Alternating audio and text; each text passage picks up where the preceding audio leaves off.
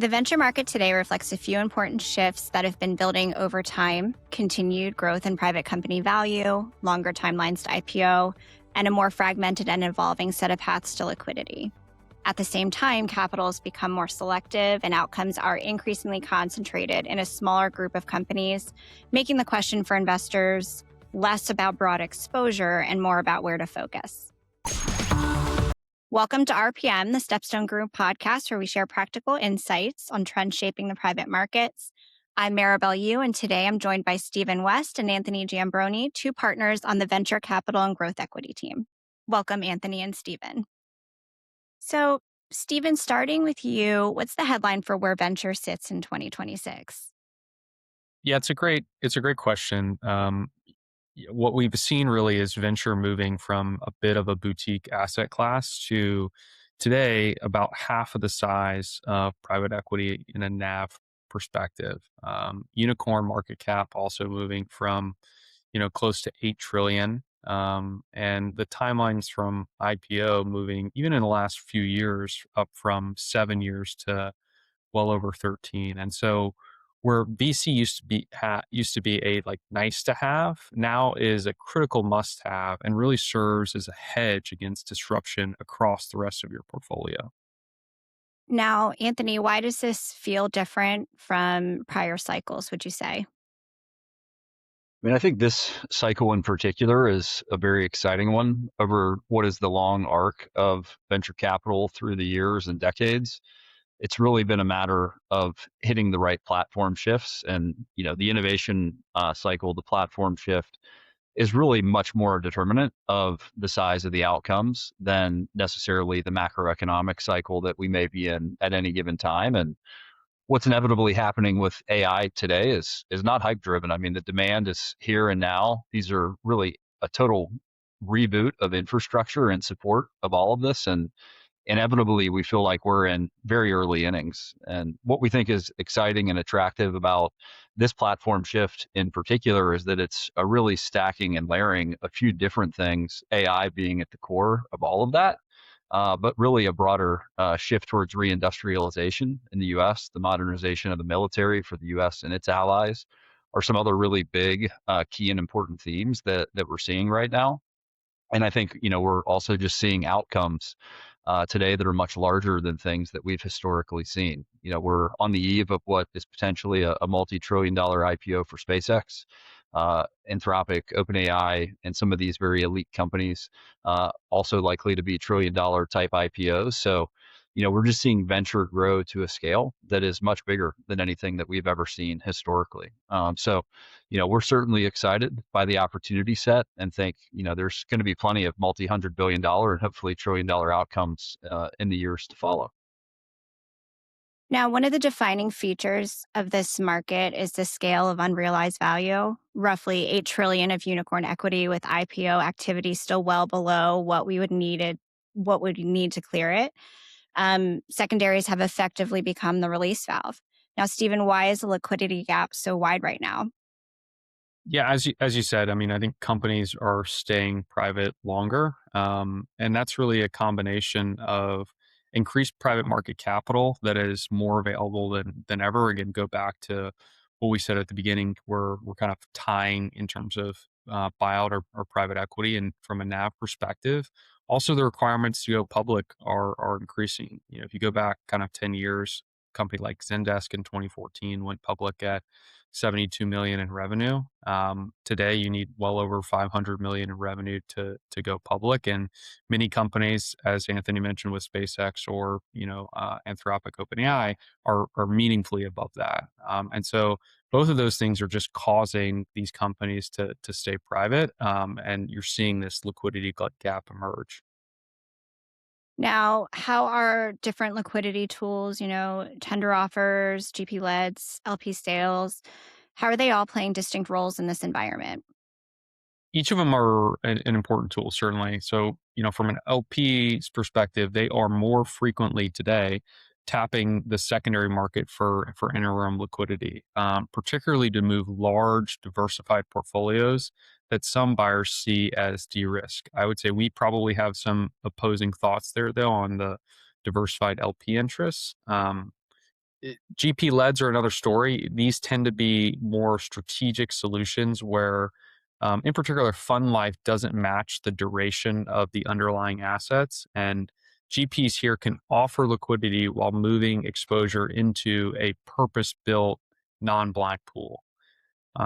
The last one is tender offers. We think they actually remain really interesting as the GP can broadly provide support to a liquidity process, again, at scale, which is important, but effectively remain neutral. And I think scale is one of the pieces here that we like to hone in on. We do think having a scaled fund size is important, going back to the size of VC NAV. Sellers or GPs typically want to substantially reduce transaction risk by partnering with a scaled platform to get a deal done. Now, Anthony, stepping back, what does it mean for where capital flows next? Capital flowing everywhere is, I think, very important. We're in a period where we've had 4 consecutive years of net negative cash flows in the venture asset class, totaling, I think a cumulative negative 200 billion. So inevitably, we need a lot of liquidity in the venture asset class to perpetuate the cycle. We do think we're going to see some really interesting IPOs in the coming months and quarters, but having exposure to those companies or not is going to be really critical with respect to how you may experience liquidity as an LP in the venture ecosystem. I think it's one of the reasons we're probably very excited about the opportunity set in secondaries, because there is just such a huge need for secondaries, whether that's participating in the tender offers of some of these really elite companies or doing things on the portfolio side, single or multi interest from LPs. It could be the GP leds that Stephen was describing. But that need for liquidity across the venture asset class, we think, is very important, probably for the next decade and even beyond. I think secondaries and venture has really become more and more institutionalized.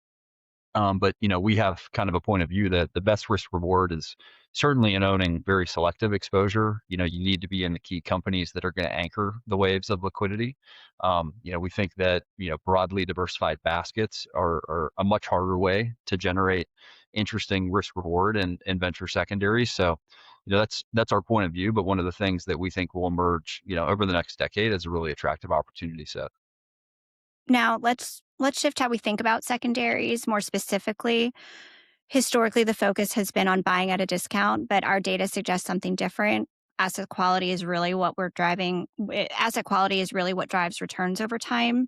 So, Anthony, could you walk us through that perspective? So we've now been doing venture secondaries for a few decades. We've done it out of a dedicated strategy for more than a decade.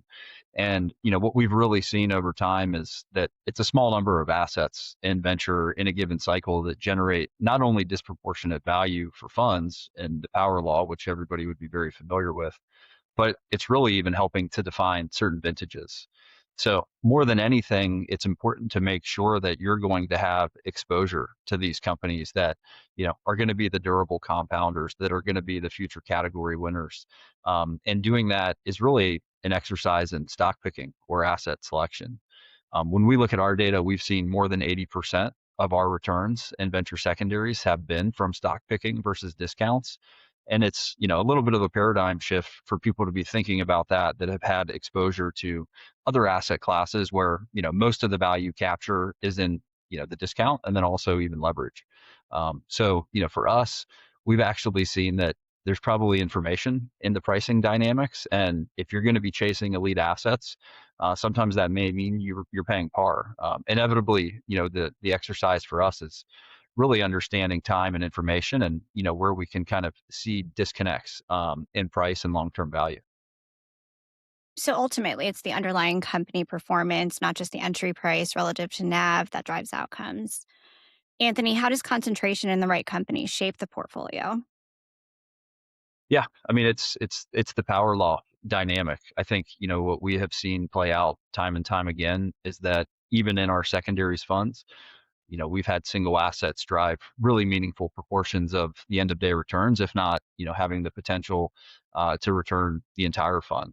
And so I think once and you have conviction in some of these, companies that are going to be the category winners or even are category winners that are emerging out of the private market, you want to responsibly concentrate capital into those companies. I think the tail can be much longer and the ceiling can be much higher than what we may even underwrite when we're looking at some of these opportunities. And we've seen that play out. We think that that's one of the things that makes venture secondaries probably a unique opportunity set, is that you kind of do have that potential for some really really big outcomes even at the later stage. And that is something we think is really exciting as a risk reward trade-off. Inevitably many of these companies at the point where we may partner with them in a secondary are already at really significant scale, multi-$100 million revenue type companies that still are performing really strongly, compounding at a really interesting level, and also are going to have really strong balance sheets. Most of these companies have the luxury of choice for who they raise capital from, how much they may want to raise, whether it's primary or secondary. So just aligning yourself to the best assets, the most elite companies in the venture ecosystem, we think is the right long-term strategy. Speaking of strategies, Stephen, can you walk us through what our sourcing model looks like in practice? So, more specifically, how are you defining and accessing that next cohort of companies that have the potential to really anchor future liquidity? Yeah, so we have the great privilege of being invested in well over 300 venture and growth GPs. And what this provides is really a differentiated relationship and information advantage in understanding what are going to be the outperforming companies of tomorrow. We track these companies through our database, SPY by Stepstone, all the way back from their pre seed rounds and build conviction in them over time. And we're typically having several of these GPs, again, which we're invested in, who are invested in these companies for many years before we consider and make a secondary investment. Anthony, if we were to put it all together, the market backdrop, the liquidity environment, focus on selectivity, what gives us confidence in the opportunity set ahead? Yeah, I think it's really a handful of things. One of the really important ones is just this really exciting period of innovation that we're in. As we've discussed, AI at the core of that, but it really being a series of super cycles that are all stacking on top of one another. The size and scale that we're seeing many of these businesses reach is unlike anything that we've seen historically. We're now seeing businesses reach 100+ million in revenue in months, not years. We're seeing outcomes in the asset class that now some of which will be in the trillions. And I think if you actually study historical exits in venture, you know the upper decile of outcomes has basically doubled every 5 years, going back from 2000 to 2024. I think we've gone from 1.5 to 10+ billion. If you roll that forward, I think it's likely that we'll continue to see even 20 and $40 billion outcomes in the asset class with more regularity. So, I think inevitably these are all really exciting things, and at the same time, I think we're still in very very early innings. We're still kind of building this infrastructure out. We would say that we're probably maybe in the first or second inning of all of this, just seeing how much demand is still there. Some of the companies can't even support all of the demand that exists for some of the AI products today. And so there's just really fundamental problems that we still need to solve around power, and compute availability. And think over the next few years, we'll continue to do that. But there's still bottlenecks that exist. There's not really any dark GPUs that are floating around out there. So it gives us a ton of confidence that this is going to be a very very big thing. We're going to see the technology landscape really redrawn over the next several years, and the emergence of new hyperscalers and new applications and new models that are going to make advancements that are critical, not just for day-to-day life for the business and enterprise applications, but in life sciences and robotics and a lot of other categories that will have huge implications for how we interact into the physical world. So I think we're very excited as a result of all of those things kind of coming together at one time. And I think that's one of the things that makes the venture opportunity set across all stages today really, really exciting.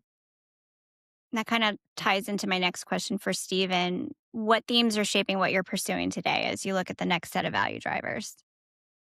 Yeah, as I said, we're often watching and listening to our GP relationships. They understand the ecosystem and which impactful trends emerge best. Broadly, however, we like AI, no surprise. Infrastructure and apps in particular, as a lot of the foundational layer has kind of gone beyond the venture ecosystem, as well as deep tech across energy, defense, et cetera. Things that really have a hardware element, which makes it particularly difficult to disrupt by pure software. Maybe to close out, what's one takeaway you'd want listeners to keep in mind as they think about the venture market today? I would say one of the biggest things we try to coach, our clients on is just it's a hard market to time. It's actually impossible to time. Similar to the public market, people will tell you don't try to time the public market. We would say ventures probably even harder to time. And if we go back a few years and think about the period of euphoria that existed in the asset class in 2021 and probably the first quarter of 2022, and then we had the subsequent resets across those 2 years in 22 and 23. Those were actually great years to be leaning in to a lot of venture opportunity sets, but it was the same time a lot of investors were pulling back. And so the biggest thing is really just finding a way that you can consistently allocate to venture and into the private markets, really the innovation economy, because you never know when the next crop of disruptive companies is going to emerge. So we think, over the past few years, the early stage vintages are going to be very, very strong. And at the same time, we've seen a lot of great companies emerge from growth in later stages that will now drive the next wave of liquidity in the asset class. At the same time, inevitably, if you've missed some of these vintages, there's also ways to play that strategically. Secondaries are one of the things that we think are an exciting way to build that exposure that you may have missed. So to really help you kind of vintage diversify and fill in the gaps where you can get exposure to some of these really elite assets that may be much closer to the liquidity window or to the ultimate exit. So we think that's a big thing to keep in mind. So just being really disciplined on, being committed to a program, doing it cycle in and cycle out, and not really trying to time when is the optimal time to step into the asset class. Now, stepping back, today's venture market is less about broad exposure and more about selectivity, particularly in an environment where liquidity is more constrained and outcomes are more concentrated. That's where secondaries can play a role, offering a more targeted way to access companies that may be better positioned to drive future liquidity. So, Stephen, Anthony, always a pleasure. Thanks for taking the time to join me today. Appreciate the discussion. And thanks to everyone for listening. For more insights, visit stepstonegroup.com or explore the rest of our RPM series where you listen to your podcast. I'm Maribel Yoo. Thanks again for listening.